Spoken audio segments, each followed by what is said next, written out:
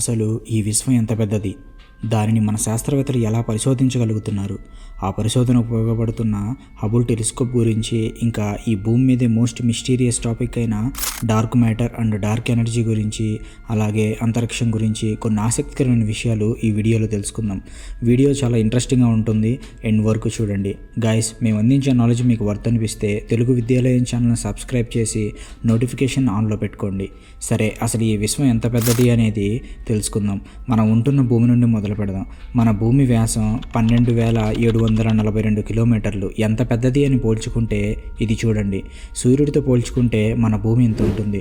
సూర్యుడి వ్యాసం 14 లక్షల కిలోమీటర్లు. అయితే మన శాస్త్రవేత్తలు కనుగొన్న అతిపెద్ద నక్షత్రం వివై క్యానిస్ మెజారిస్.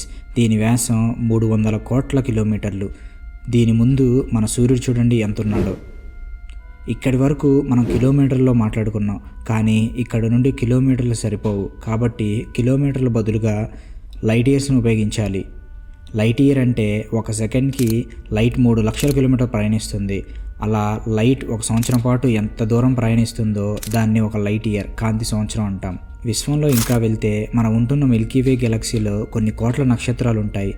దాని వ్యాసం సుమారు 1,20,000 లైట్ ఇయర్స్. దీనిలో మధ్య భాగాన్ని గ్యాలక్టిక్ సెంటర్ అంటారు. ఈ సెంటర్కి 20,000 లైట్ ఇయర్స్ దూరంలో ఈ ప్రదేశంలో మన సూర్య కుటుంబం, మన భూమి ఉన్నాయి. మనం రాత్రి వేళలో ఆకాశంలోకి చూస్తున్నప్పుడు మనకు కనిపిస్తున్న నక్షత్రాలు, అంతరిక్షం అంతా కూడా కేవలం ఈ చిన్న భాగం మాత్రమే. మన భూమి ఎలా అయితే సూర్యుడి చుట్టూ తిరుగుతుందో అలాగే మన సూర్య కుటుంబం అంతా కూడా ఈ గెలాక్సీ చుట్టూ తిరుగుతూ ఉంటుంది. మన సూర్యుడు సుమారు గంటకి 8,20,000 కిలోమీటర్ల వేగంతో ఈ పాలపుంత చుట్టూ తిరుగుతూ ఉంటాడు. అంత వేగంతో తిరుగుతున్న ఈ పాలపుంత చుట్టూ ఒక రౌండ్ వేయడానికి 23 కోట్ల సంవత్సరాల సమయం పడుతుంది. ఎంత పెద్ద గెలాక్సీయో అర్థం చేసుకోండి. అయితే ఇప్పటి వరకు కనుగొన్న అతిపెద్ద గెలాక్సీ IC1101. దీని వ్యాసం 60 లక్షల లైట్ ఇయర్స్. దీనితో పోల్చుకుంటే మన గెలాక్సీ సైజ్ ఎంత ఉంటుంది. ఇక మనలాంటి 54 గ్యాలక్సీలను కలిపి లోకల్ గ్రూప్ అంటారు. అలాంటి 100 లోకల్ గ్రూప్స్ని కలిపి వర్గో సూపర్ క్లస్టర్ అంటారు. ఇక్కడ మీరు చూస్తున్న ఒక్కో చుక్క ఒక్కో గ్యాలక్సీ. మన గ్యాలక్సీ ఇక్కడ ఉంది. ఇంకా ముందుకు వెళ్తే మనలాంటి 1,00,000 గ్యాలక్సీలను కలిపి లానియాకియా సూపర్ క్లస్టర్ అంటారు. అలాంటివి కొన్ని కోట్ల సూపర్ క్లస్టర్స్ ఉన్నాయి. వాటన్నిటిని కలిపి అబ్జర్వబుల్ యూనివర్స్ అంటారు. ఇప్పుడున్న లేటెస్ట్ టెక్నాలజీ ద్వారా మన శాస్త్రవేత్తలు ఎంతో కష్టపడి కనుగొన్న యూనివర్స్ కేవలం కొంత మాత్రమే. దీనినే మనం అబ్జర్వబుల్ యూనివర్స్ అంటున్నాం. దీని వ్యాసం 9300 కోట్ల లైట్ ఇయర్స్. ఈ అబ్జర్వబుల్ యూనివర్స్ తర్వాత ఇంకా ఎంత విశ్వం ఉంటుందో ఎవరికీ తెలియదు. మన శాస్త్రవేత్తల అంచనా ప్రకారం అబ్జర్వబుల్ యూనివర్స్ ఒక బల్బ్ సైజులో ఉంటే మొత్తం యూనివర్స్ ప్లూటో సైజులో ఉండొచ్చని మన శాస్త్రవేత్తలు అంచనా వేస్తున్నారు. మరి ఇంత పెద్ద విశ్వం, మనం చూస్తున్న నక్షత్రాలు, గ్రహాలు, గ్యాలక్సీలు కేవలం 5% మాత్రమే. మరి మిగిలిన 95% ఏమిటి అంటే అదే డార్క్ ఎనర్జీ ఇంకా డార్క్ మ్యాటర్. నాసా సమాచారం ప్రకారం ఈ విశ్వంలో 27% డార్క్ మ్యాటర్, 68% డార్క్ ఎనర్జీ ఉంది. మిగిలిన 5% మనం చూస్తున్న normal matter. World most mysterious subject ఈ డార్క్ మ్యాటర్ ఇంకా డార్క్ ఎనర్జీ. వీటి గురించి మనకు తెలిసిన విషయాలు చాలా తక్కువ, కానీ తెలియాల్సిన విషయాలు మాత్రం చాలా చాలా ఎక్కువ. సరే, ఈ డార్క్ ఎనర్జీ ఇంకా డార్క్ మ్యాటర్ గురించి క్లుప్తంగా తెలుసుకుందాం. ముందుగా డార్క్ ఎనర్జీ. మీరు ఒక బాల్ని పైకి విసిరారు అనుకుందాం. విసరడానికి ఇచ్చిన ఫోర్స్ కారణంగా ఆ బాల్ కొంచెం పైకి వెళ్తుంది. అయితే గ్రావిటేషన్ ఫోర్స్ బాల్ మీద ఉండడం వల్ల పైకి వెళ్ళడం నెమ్మదించి ఒక చోట ఆగిపోయి తిరిగి ఆ బాల్ కిందకు పడిపోతుంది. ఇదే సూత్రాన్ని విశ్వానికి ఆపాదించి చూద్దాం. బిగ్ బ్యాంగ్ వల్ల ఏర్పడిన శక్తి కారణంగా ఈ విశ్వం అన్ని వైపులకు విస్తరించడం మొదలైంది. అయితే దీనికి ఉండే గ్రావిటేషనల్ ఫోర్స్ కారణంగా కొంతకాలానికి ఈ విశ్వం ఎక్స్పాండ్ అవుతున్న వేగం నెమ్మదించి తిరిగి విస్తరించిన విశ్వం అంతా కూడా బిగ్ బ్యాంగ్ ఎలా అయితే ఒక చిన్న బిందువు నుండి మొదలైందో అలాగే మళ్ళీ ఒక చిన్న బిందువుగా కుంచుకుపోయి విశ్వం అంతా అంతరించిపోతుందని చాలా కాలం వరకు శాస్త్రవేత్తలు అనుకున్నారు. అయితే అంతా వ్యతిరేకంగా జరుగుతుందని ఈ మధ్యనే కనుగొన్నారు. మామూలుగా అనుకున్న ప్రకారం కొంతకాలానికి విశ్వం విస్తరిస్తున్న వేగం నెమ్మదించాలి, కానీ దానికి పూర్తి విరుద్ధంగా విశ్వం విస్తరించే వేగం రోజు రోజుకు విపరీతంగా పెరిగిపోతుందట. అంటే మనం పైకి విసిరిన బాల్ కింద పడకుండా అలా పైకి వెళ్ళిపోతూ మన భూమి వాతావరణాన్ని కూడా దాటిపోతుందన్నమాట. అంటే ఆ బాల్ అలా వెళ్ళడానికి ఏదో ఫోర్స్ అనేది పనిచేసింది, అంతేకాని మనం చేతితో ఇచ్చిన ఫోర్స్ మాత్రం ఖచ్చితంగా కాదు. అది అసలు సరిపోదు కూడా. అచ్చం అలాగే కేవలం బిగ్ బ్యాంగ్ ఇచ్చిన ఫోర్స్ వల్ల విశ్వం ఇంత వేగంగా విస్తరించడం, ఆ వేగం ఇంకా పెరిగిపోవడం జరగదు. అంటే ఏదో ఎనర్జీ ఈ విశ్వం ఇంతలా విస్తరించడానికి, పెరిగిపోవడానికి కారణమవుతుంది. అదే డార్క్ ఎనర్జీ. అసలు ఈ డార్క్ ఎనర్జీ అంటే ఏమిటో శాస్త్రవేత్తలకు అర్థం కావడం లేదు. కానీ ఈ విశ్వం ఎంత వేగంగా విస్తరిస్తుంది అనే దానిని బట్టి డార్క్ ఎనర్జీ 68% ఉంటుందని శాస్త్రవేత్తలు కనుగొన్నారు. అయితే బిగ్ బ్యాంగ్ జరిగినప్పుడు ఈ విశ్వం కొన్ని ట్రిలియన్ డిగ్రీల ఫారెన్హీట్ టెంపరేచర్తో ఉండేది. కానీ విశ్వం విస్తరిస్తున్న కొద్దీ ఈ టెంపరేచర్ పడిపోయి ఇప్పుడు -454 డిగ్రీల ఫారెన్హీట్కి పడిపోయింది. ఒకవేళ ఈ విశ్వం ఇలానే విస్తరిస్తూ వెళ్తే ఈ టెంపరేచర్ ఇంకా పడిపోయి అబ్సల్యూట్ జీరో అనే ఒక స్థాయికి చేరుకునే అవకాశం ఉంది. అబ్సల్యూట్ జీరో అంటే టెంపరేచర్ అంతకన్నా తక్కువగా చేరుకోవడం సాధ్యం కాదు. చివరికి యాటమ్స్ కూడా ఈ అబ్సల్యూట్ జీరో దగ్గర కదలలేవు. అలా ఈ విశ్వం ఈ స్థాయికి చేరుకొని మొత్తం విశ్వం అంతా కూడా ఫ్రీజ్ అయిపోతుందని శాస్త్రవేత్తలు అంటున్నారు. ఇప్పుడు డార్క్ మ్యాటర్ గురించి తెలుసుకుందాం. ఉదాహరణకి మన సోలార్ సిస్టమ్ని చూద్దాం. ఇక్కడ కొంచెం శ్రద్ధగా వినండి. సూర్యుడికి ఉన్న గ్రావిటేషనల్ పవర్ వల్ల గ్రహాలన్నీ సూర్యుని చుట్టూ తిరుగుతున్నాయి. అయితే ఈ సూర్యుడికి దగ్గరగా ఉండే మెర్క్యూరీ ఆ గ్రావిటేషనల్ ఫోర్స్ని తట్టుకొని తన ఆర్బిట్లో ఉండాలంటే వేగంగా తిరగాలి. అలాగే సోలార్ సిస్టంలో చివర ఉన్నటువంటి నెప్ట్యూన్ గ్రహం మీద సూర్యుడి గ్రావిటేషనల్ ఫోర్స్ తక్కువగా ఉంటుంది కాబట్టి అది మెర్క్యూరీ కన్నా నెమ్మదిగా తిరుగుతూ ఉంటుంది.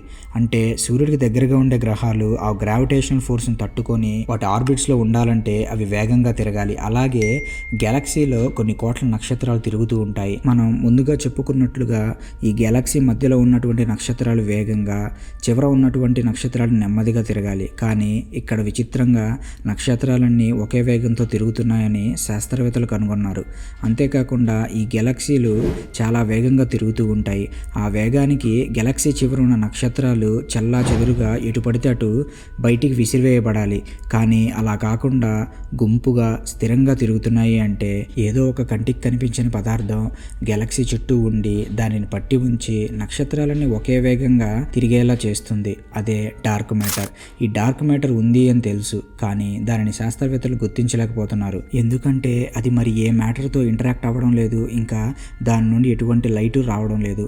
అలాగే దాని నుండి ఎటువంటి లైట్ని వెళ్ళనీయడం లేదు. కానీ ఇది లైట్ని బెండ్ చేయగలుగుతుంది. ఉదాహరణకి నీటిలో ఒక కాయిన్ వేసామనుకుందాం. అప్పుడు ఆ కాయిన్ మనకి ఊగుతూ కనిపిస్తుంది. దానికి కారణం ఆ కాయిన్ మీద పడిన లైట్ అనేది రిఫ్లెక్ట్ అయ్యి కదులుతున్నటువంటి నీటి ద్వారా ప్రయాణిస్తుంది. ఇక లైట్ అనేది స్ట్రైట్గా కాకుండా ఆ నీటితో పాటు వంకరగా కదులుతూ వస్తుంది. అందుకే మనకి ఆ కాయిన్ ఊగుతున్నట్లు కనిపిస్తుంది. అంటే ఇక్కడ లైట్ అనేది ఈ నీటి ద్వారా బెండ్ అయి వస్తుంది. అచ్చం ఇక్కడ కూడా ఇదే జరుగుతుంది. శాస్త్రవేత్తలు దూరంగా ఉన్న గెలాక్సీలను గమనిస్తున్నప్పుడు వాటి నుండి వస్తున్న లైట్ అనేది స్ట్రైట్గా కాకుండా ఒక్కో చోట మధ్యలో బెండ్ అయి వస్తుందని గుర్తించారు. అంటే అక్కడ లైట్ని కూడా బెండ్ చేయగలిగిన పదార్థం ఏదో ఉందని తెలుసుకోగలిగారు.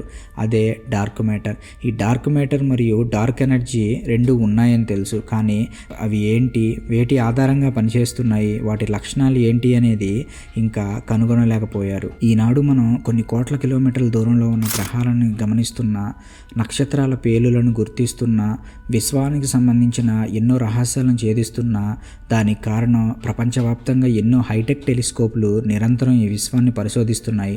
వాటిలో the most powerful and advanced telescope Hubble telescope. మనం అంతరిక్షం గురించి ఏ విషయాలు మాట్లాడుకున్నా అందులో హబుల్ టెలిస్కోప్ ఖచ్చితంగా ఉండాల్సిందే. ఏప్రిల్ 24, 1990న నాసా దీన్ని లాంచ్ చేసింది. సుమారు ఒక బస్సు అంత సైజులో ఉండే ఇది భూమికి 595 కిలోమీటర్ల ఎత్తులో ఒక ఆర్బిట్లో ఉంటూ సెకండ్కి 8 కిలోమీటర్లు అంటే గంటకి 28,800 కిలోమీటర్ల వేగంతో మన భూమి చుట్టూ తిరుగుతూ ఉంటుంది. అలా మన భూమి చుట్టూ ఒక రౌండ్ వేయడానికి ఈ హబుల్ టెలిస్కోప్కి 92 నిమిషాల సమయం పడుతుంది. అయితే ఈ హబుల్ టెలిస్కోప్ స్పేస్లోకి వెళ్ళి మొదటిసారి తీసిన ఫొటోస్ చూసి అందరూ షాక్ అయ్యారు. ఎందుకంటే ఫొటోస్ అన్నీ బ్లర్గా వచ్చాయి. దానికి కారణం శాస్త్రవేత్తలు హబుల్కి ఉండవలసిన మిర్రర్ని వెంట్రుక ఎంత మందం ఉంటుందో అంత యాంగిల్ తప్పుగా అమర్చడం వల్ల ఈ తప్పు జరిగిందని గుర్తించారు. 1993లో మళ్ళీ ఆస్ట్రోనట్స్ వెళ్ళి ఆ మిర్రర్ని సరిచేసిన తర్వాత అప్పుడు హబుల్ టెలిస్కోప్ విశ్వానికి సంబంధించిన చిత్రాలు తీసి పంపడం మొదలుపెట్టింది.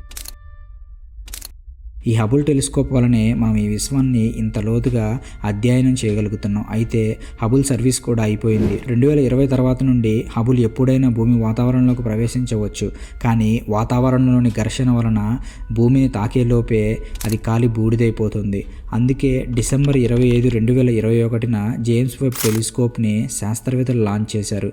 ఇది హబుల్ కన్నా శక్తివంతంగా పనిచేస్తుంది. దీనిని భూమికి 15 లక్షల కిలోమీటర్ల దూరంలో ఉన్న ఒక ఆర్బిట్లో ఉంచారు.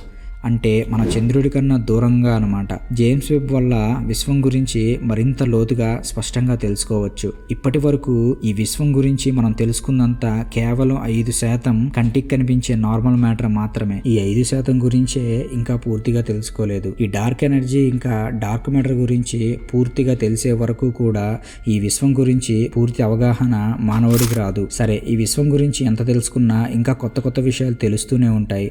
కాబట్టి ముందు రోజుల్లో ఈ విశ్వం యొక్క రహస్యాలను ఇంకా తెలుసుకుందాం. గాయ్స్, మేము అందించే నాలెడ్జ్ వర్త్ అనిపిస్తే సబ్స్క్రైబ్ చేసి సపోర్ట్ చేయండి. Thanks for watching.